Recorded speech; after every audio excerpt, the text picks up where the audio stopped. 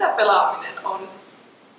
Pelaamiseksi luetellaan video- ja pleikkaripelien lisäksi myös puhelimella pelattavat pelit, kuten esimerkiksi Facebookin pelit.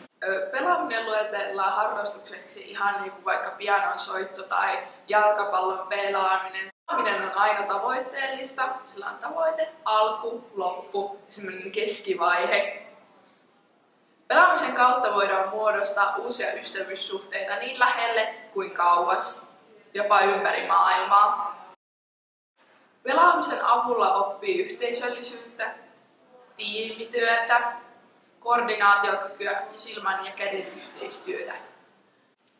Vaikka pelaaminen onkin niin iki-ihanaa, täytyy joitain raja-asetuksia laittaa. Esimerkiksi on hyvä muistaa, että 13-vuotiaan mieli ei sovi K16-peleillä. Ikärajoja merkitään BEGI-merkinnöillä ja lisätietoa näistä merkinnöistä löytyy begi.info-sivustolta. Pelikulttuuri on luonnollista jatkumoa peleille ja leikeille, mitä me kaikki varmasti olemme lapsena touhunneet. Pelaaminen kehittää kasvua yksilönä, omana itsenään ja kehittää tietoja omista taidoistaan ja kyvyistään.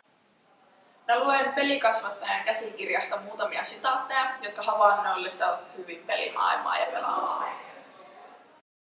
Pelit mahdollistavat arkielämän rajojen ylittämisen ja kokemukset, joita pelaaja ei arkielämässään voisi tai haluaisi kokea.